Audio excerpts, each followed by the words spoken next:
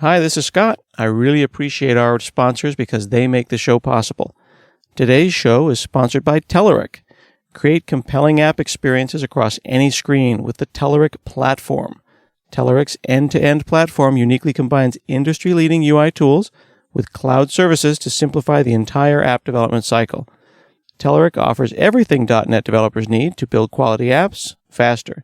Try it free at telerik.com/platform. That's telerik.com/platform.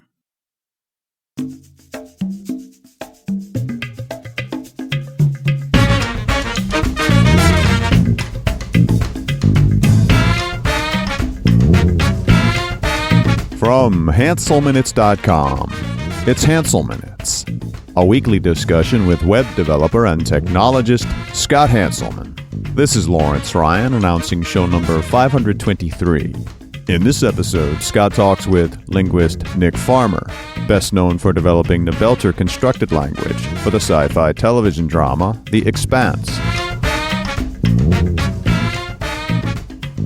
Hi, this is Scott Hanselman. This is another episode of Hansel Minutes, and today I'm talking with Nick Farmer. He is a linguist and is working right now as the linguist creating the Belter Creole language on the sci-fi show The Expanse, or Expanse. How are you? I'm great. How are you doing? I'm pretty stoked to be talking to you. I like to say I'm an amateur linguist, which means that I've taken like one class and I like the feeling of different words in my mouth. So I'm afraid I don't have any academic background, but what's your background from an academic perspective? So I definitely took a pretty untraditional route. It's kind of like a family business for me. My godfather was an MIT linguist. My mother was an MIT linguist. My dad was a bit more of a philologist, but also really involved with language. And I actually tried to avoid it. I studied philosophy mostly in my undergrad, but I couldn't achieve escape orbit, and I just fell back into linguistics. Yeah. And is this something? What is a philologist again? Forgive me. So a philologist is, it was what people used to do before the modern study of linguistics. It's kind of focusing on classical languages like Latin and ancient Greek and Sanskrit, and really focusing on poetry and literature, as opposed to a linguist is just more interested in everyday language. I mean, how language is actually used rather than how we would prescribe it in a grammar class. Mm-hmm. And I understand that you speak varying levels of varying languages, quite a few. And I think that people are always impressed by that, like, oh my God, he speaks a dozen languages. And let me ask you this, because the last person that I met who said that they knew, 15 languages is some famous person whose name I won't use on the air. And the individual was expressing how many languages he knew. And sometimes people do that. You've probably met these people at parties, and they try to use it as a way to impress, right? This person told me, my friend told me, that if you say to someone who says, I speak Spanish, you say, all right, well, tell me, how do you say flush the toilet? Uh-huh. And they either know it or they don't. They'll go, because they lived there and they lived it, and in French, it's like pull the chain. So it's a perfect example of an idiomatic phrase that tells you whether someone knows it or whether they just speak, like I speak Spanish, but I don't really, I speak Chipotle Spanish. Uh-huh. You know what I'm saying? Yeah, and this is actually a really good conversation to have, and part of the reason why I think that I try and avoid the question as much as I can, because there's so many different ways that you can define how you speak a language. Exactly. And they're the people who never took a course and they just lived there for a really long time, and they'll know that. Mm-hmm. And, for me, I'm mostly interested in the grammars. And so I may, know everything that there is to know about how a language is constructed, but I didn't necessarily pick up that expression because I can only be in so many places at once. Yeah, exactly. Yeah. I speak chunks of a number of different languages, sometimes because I had a girlfriend from that country. Yes. Sometimes because I, spent a couple of months there. Like 10 years ago, I had a pretty good grasp of Ethiopian Amharic, and it lasted for the 4 years that the relationship lasted. And now, fast forward 10 years, I've probably got a couple of hundred words, and I have a really good understanding of the grammar and how it fits into the language tree. But, if I visited there, I would probably only be a couple of weeks ahead of a tourist. Yeah, well, there's this expression that I've heard before, which is there's two ways to learn a language. One is in the cradle, and the other is in bed. But the image that I use for how I would categorize different languages. So I have some that are at my fingertips, so I really can just jump in and they're really fresh and I can speak them without too much effort. And then maybe there are others that are at like one joint down or two joints down, which like I haven't spoken in a long time. Yeah. But if you gave me a month, back in India, I'd probably get my Hindi back pretty well. I was fluent at one point, but it's been almost a decade. Yeah, yeah. क्या आप हिंदी बोल सकते हैं? मैं हिंदी बोल सकता हूँ. Yeah. मैं बहुत कम हिंदी बोल सकता हूँ. Yeah, a similar kind of thing. I feel the same way. My wife lived in France for a number of years, and while she uses it occasionally when she bumps into French-speaking people, she definitely says she needs about 3 months to get warmed up. You know what I mean? Yeah, and for me, it really is kind of it's an addiction. I am kind of like Frog from Wind in the Willows. I pick one up and I fall in love with it. I spend several months learning it, and then I discover the next shiny new language, and I kind of drop the others, and I just going on. And it's great for getting an overall perspective, but I've never really tried to get a job specializing in one language versus another. And that is a challenging thing, because people sometimes do expect us, people who are interested in languages, to be fluent. And I think I look at it the same way I look at it as Xbox games, right? Like, right. I'll say, yeah, I played Mass Effect. Mass Effect is a great game. Oh, yeah, but did you complete it? Well, no. I mean, I played it for like 30 hours and I get it. It's cool. I enjoyed it. No, but you have to like finish it. Well, if I have a stack right here of games I'm never going to finish that are, I'm sure they're wonderful, but I can't go for the completest achievement and still play the variety of games or learn the variety of languages that I wanted to learn. Absolutely. I mean, it really depends on what your goals are. If you want to become an expat living in Spain and sounding like a Spaniard, then you should really focus on Spanish. But that's not really what I'm interested in. I mean, I just want to learn as much as I can about a lot of different languages. And there's only so much time in the day, and my brain can only do so much. I mean, I have probably a great facility in more languages than most people have. But at the same time, that's just because I spend a lot of time on it. That's cool. Okay, so you've got this tool belt of languages that you can pull from. And you've got an understanding of linguistics and linguistic structure. And then fast forward, a miracle happens, and now you're the linguist that works on a made-up language on a sci-fi show. How do you even interview for that? How do you get the hookup for that job? Yeah, there was no well, I guess there was a little bit of an interview, but mostly it was just a serendipitous connection. I was living in New York in 2011. Game of Thrones season 1 just started airing at the time. I didn't have a TV. I went to a bar called Professor Tom's on 2nd Avenue, and I would watch it there because it had a really nice big screen, good speakers, whatever. And I think around episode 4, as the episode ended, I turned around and sitting right next to me was George R.R. Martin. And he had I guess he was in New York at the time to deliver the manuscript for the 5th book. And he hadn't seen the finished product. He'd only seen, bits of raw footage, whatever. And he wanted to see it live, the same as everybody else. And he happened to see this 8.5 by 11 poster in the window of the bar, decided, hey, I'll watch it here. And he went in and I met him, and I didn't want to just gush and say, oh, I'm such a big fan. Let me tell you about how much I love all your work. I wanted to really contribute to the conversation. So I asked him if he wanted to talk at Google, because I have a connection there who runs the Talks program. And he was familiar with it, and he said, sure. So he went and brought along his assistant, Ty Frank, who is one half of James S. A. Corey, the authors of The Expanse. And then when that connection was made with Ty, he learned about my background with languages, my having lived all over the world. And when the books were optioned to the show, he asked me, hey, Nick, you want to make a language for us? So I said, sure. That's amazing. It's one of those things where, like, a half an hour either way, not going into a particular bar, and your whole life would have been different. Oh, completely. It really has just taught me to not be afraid of talking to people and to just try and meet as many people as you can, because you never know who you're going to meet who can change your life. Yeah. So the books existed already, right?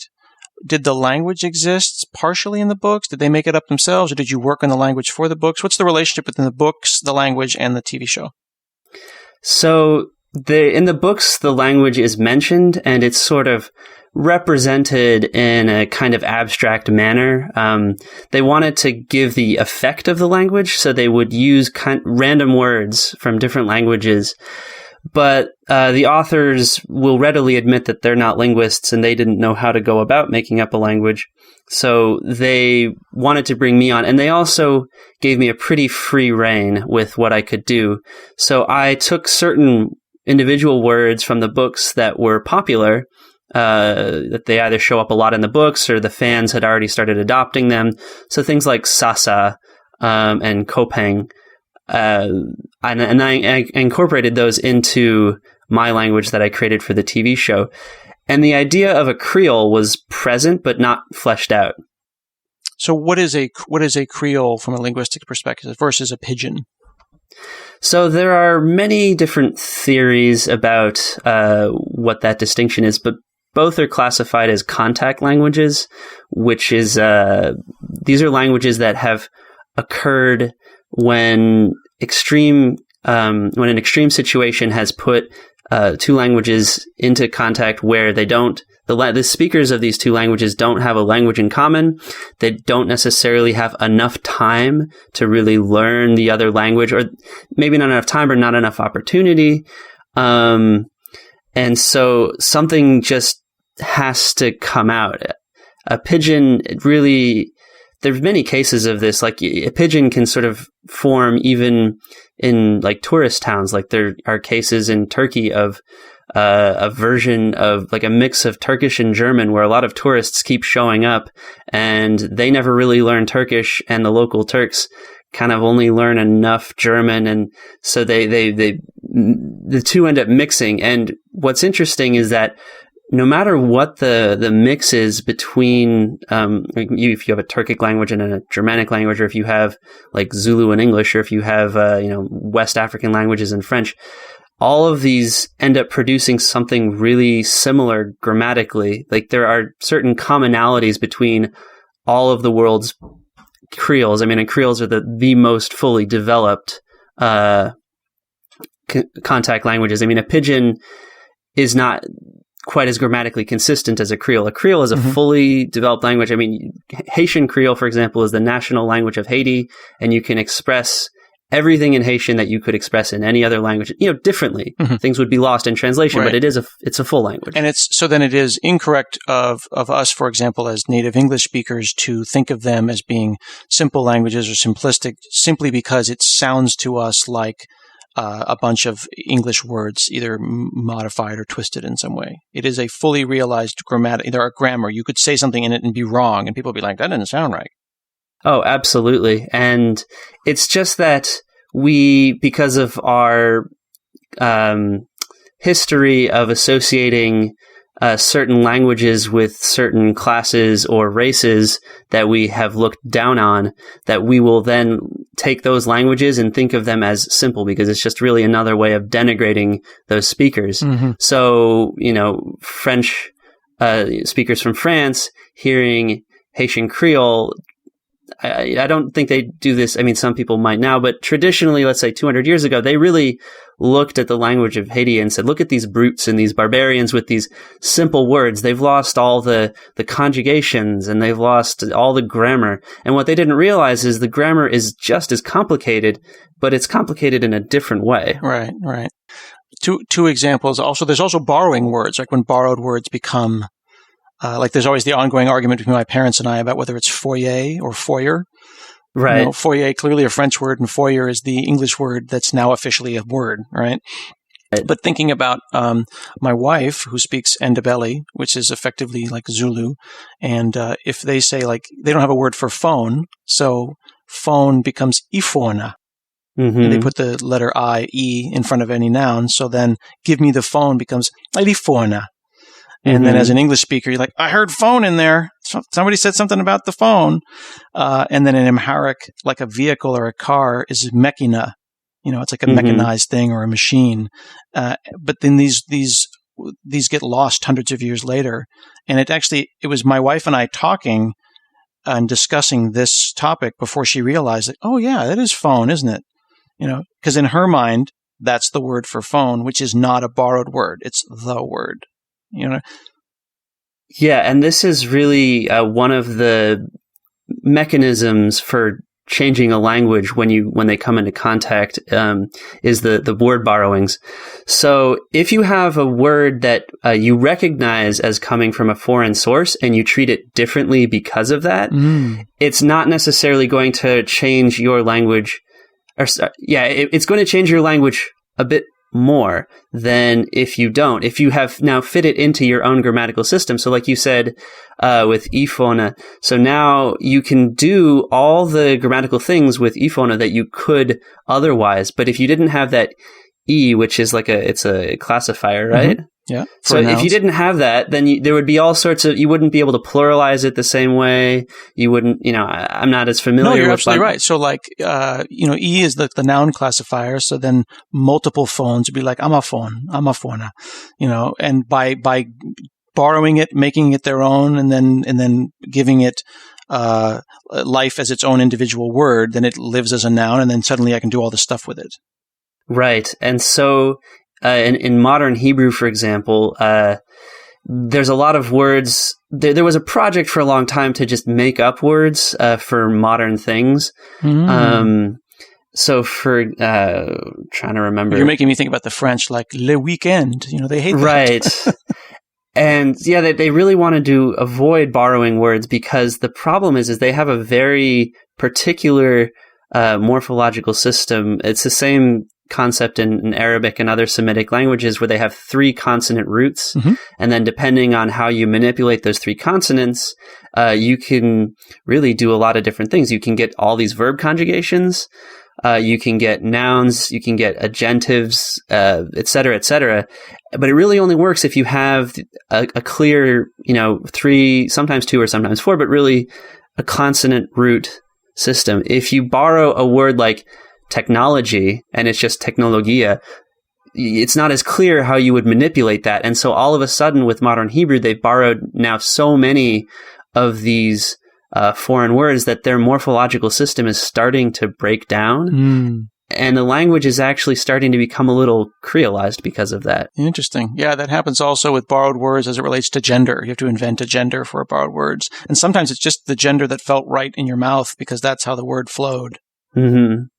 Well, and there's a theory that the rapid change of English over the centuries as compared to other Germanic languages is because of the enormous contact that English underwent as opposed to German, Dutch, Swedish, etc. So, German still has cases, for example, and English hasn't had cases for centuries. And that's because the Norman French words and, Gaelic words and Norse words that were being borrowed into English didn't fit into all these. They didn't know how to put a case ending on these words, so they just didn't try. And all of a sudden, now you've got English with no case endings. And to be clear, can you explain case endings to the layman? Yeah. So a case ending is currently in English, if you want to express certain things, like a relationship that a noun has either with other things in the sentence or what the meaning that you want to give it, you'll use a preposition. So you'll say on the table, or you'll say, by the man. So, that deed was done by the man. The book is on the table. I hit the cat. We do these things now in different ways. So we either use, word order or prepositions. With languages with case endings, it's essentially just there will be something on the end of the noun that, depending on what that ending is, it will indicate the function of that noun. There's so many interesting examples of stuff that's just, if you come from things in a very ethnocentric, very English-focused world, and then you learn other languages, And like Ethiopian is the example. There's no really way to say no. There's just a way to negate the whole sentence. You do the whole thing, and then it's like "Idelum." That thing I just said, that's totally not true, or whatever. You don't really find out till the end, Or and I've always been frustrated and confused by word ordering in Spanish. No le entendí lo que dijo. It's like, I did not understand that which you had said. I was like, oh my God, and that's why we struggle so much when we were trying to translate, because English speakers, when we're learning another language, we always put things in our word order. Right. Exactly the way an English person would speak it. And also English speakers because we're not used to thinking about something like a case ending, we're really just going to be paying attention maybe to the beginning of a word and not as much to the end of the word. And so we'll hear just a whole bunch of words, like maybe 4 different nouns, and maybe all of them have different case endings. And, and then with that, you would know what the meaning of all of these nouns would be if you knew the case endings. But if you're not paying attention to them, you don't know what the heck's going on between these different nouns. So let's talk about the Belter language. In the Expanse, there's people who grew up on the moon, people who grew up on Mars, people who grew up in the belt, in the asteroid belt, and they're the Belters, right? And they're physically different, and they've been there for a long, long time, presumably hundreds of years? Yeah, I mean, this timeline is a little unclear, and I think it's left deliberately vague because nobody wants to be caught having made claims that seem a little too unreasonable. But it's 200 years in the future. The Belters have been there for a couple generations, which is certainly long enough to form a Creole. I mean, there are examples in the real world of Creoles forming in one generation. And these people, they're living in space stations way out in outer space. And, if you think about the asteroid belt, you have to remember that it's not just the distance from, this asteroid to the sun, if you're talking about this culture. It's also the distance of, the asteroid on one side of the solar system all the way to the asteroid on the other side of the sun. So you can really get long distances between these people. And with, the delay in communication because of the speed of light, you and I are able to talk from different states, and for all intents and purposes, we can't tell that it's not, simultaneous. But if you're on opposite sides of the solar system, you're talking dozens of minutes, possibly, delay in your messages. And so you're really going to get, the isolation, in addition to now these people are coming from different cultures around the world, and also they are exploited workers. So they are not highly educated. They, if they're multilingual only in their local languages and maybe like a smattering of English, but not a formal education in English. And then they're just thrown together on these space stations, expected to mine asteroids and get along. And ultimately, that's the impetus for creating this Creole. I mean, it's not something that they do consciously. It's something that just happens. If you're from India and the guy next to you is from China and you both speak a little bit of English, you'll be using that little bit of English, and then you'll just maybe point at a tool and you'll use your word for that tool and he'll use his word for that tool. And you'll come up with eventually a word in between, or, pick one or the other.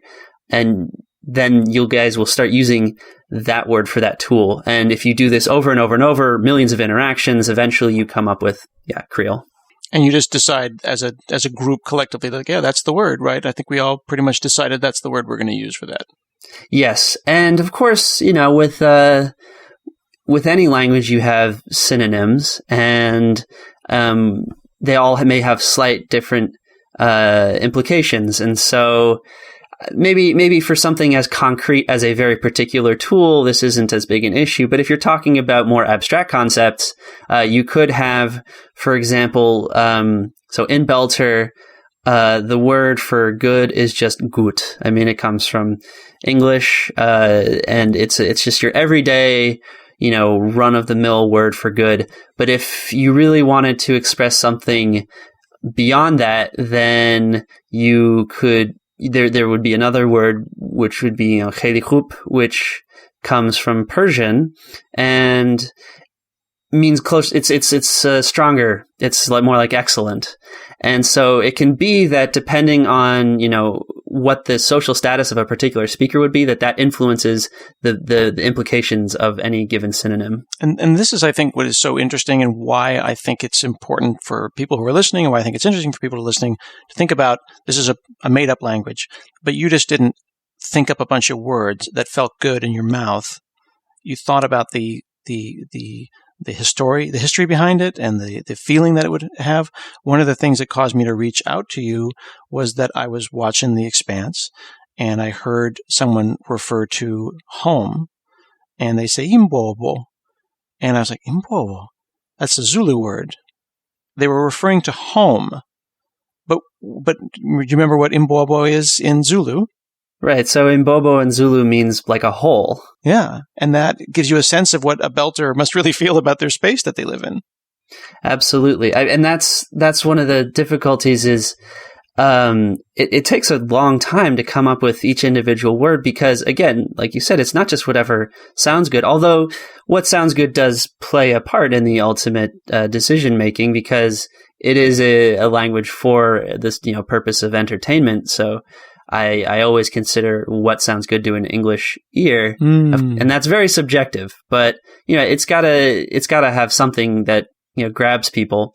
But even so, the most important thing is that it has an etymology that makes sense. Because if somebody is really going to be examining the language, what's going to excite them is knowing that that everything was thought out and makes sense. And if you're going to talk about a language that's spoken 200 years from now, that's a short enough period of time that you should be able to see the connections between the words that they're using and words that exist in real life. And some of the times it may not change very much, but sometimes it could change in a significant way. So like you noticed with imbobo that in Zulu it means whole. And, there's this idea in linguistics of semantic drift that the way a word is used can change over time, and the meaning of that word can change. And it's always just like a little step, a little step, a little step. But if you have enough of these, you can get something that's really different. It's the reason why awful and awesome, which used to be essentially the same concept, now mean opposite concepts. And so that's the reason why a word that originally meant whole can now mean home. Yeah. Yeah. And we could go on about Zulu a long lot because that's the one of the languages I know the most about. But, when there's another way to express home in Zulu or in Ndebele, which is ekhaya.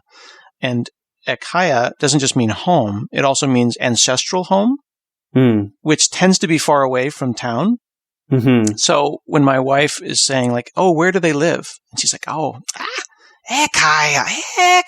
She's saying, way out in the boondocks. That's, they live far away, like where we used to live out in the hills, but we live here now. Mm-hmm. But you could also say, Siahambe Ekaya, we're just going home. Or we're going, Ekaya. And then you express the distance and the vastness of remember hundreds of years ago where we used to live? Yeah, and that's a great one because it's it's something that represents a lot of the societal changes that people who they may have come from a rural area and now they've moved to a city, and it's one of the reasons why people love etymologies because you can really learn a lot about a culture based off of how the meaning of a word is changed. Definitely.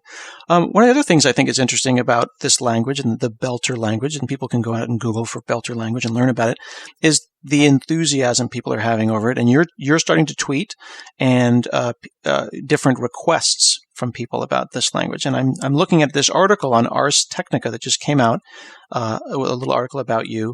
In the comments, one of the actors, Andrew Rotilio, he played Diogo in 2 episodes. He worked, he said, for weeks on getting the language correct. And one of the things that he said here that I thought was so wonderful, the way he phrased it, he says, I'm glad that this oral wallpaper contributes to the world building.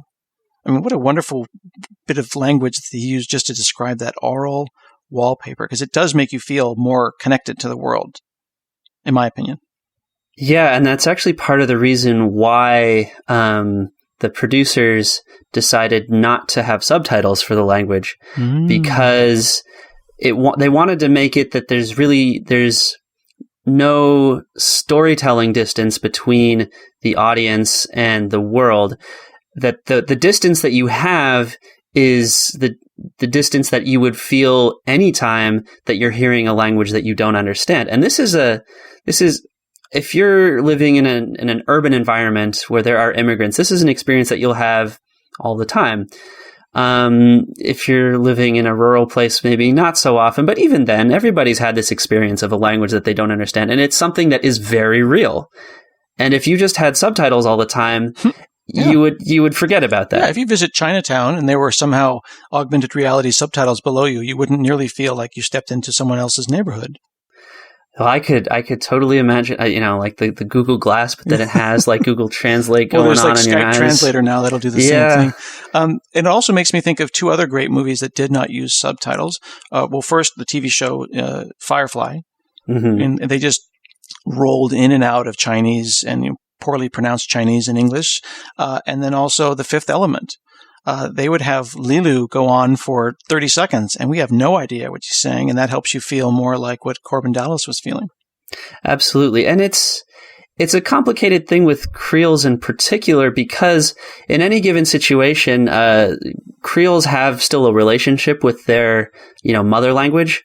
So, for example, Haitian Creole still has this connection to French, and on any given day, a lot of these speakers are bilingual. They speak Haitian Creole and they speak French, and depending on the situation, they will use different levels of some sort of mix of the two. So you can have pure Haitian Creole if you're talking with your friends and family, and that is the most intimate level of language.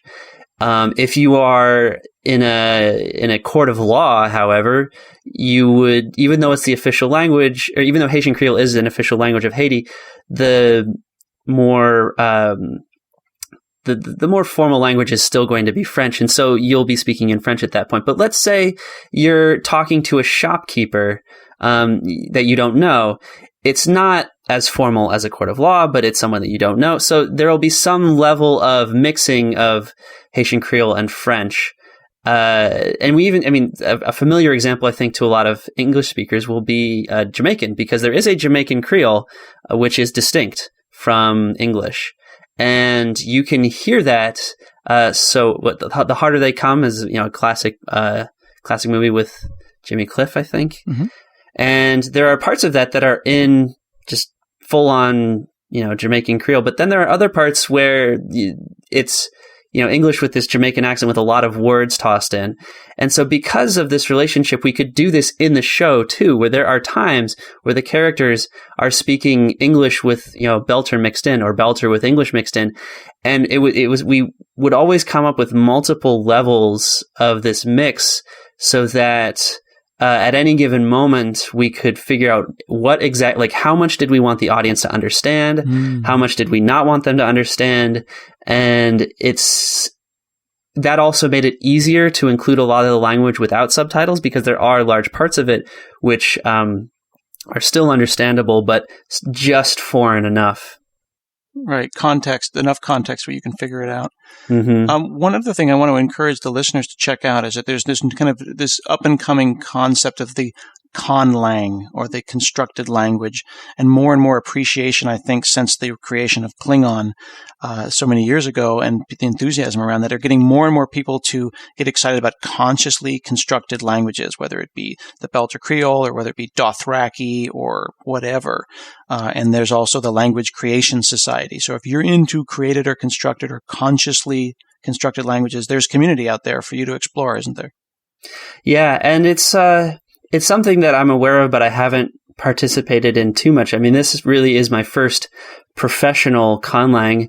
And before, I've done some work on how people have consciously manipulated language, usually in the form of standardization. Mm-hmm. So, for example, all the official grammar rules that you find with French, I mean, that is not as extreme as Dothraki, mm-hmm. but it is the same kind of concept that we are going to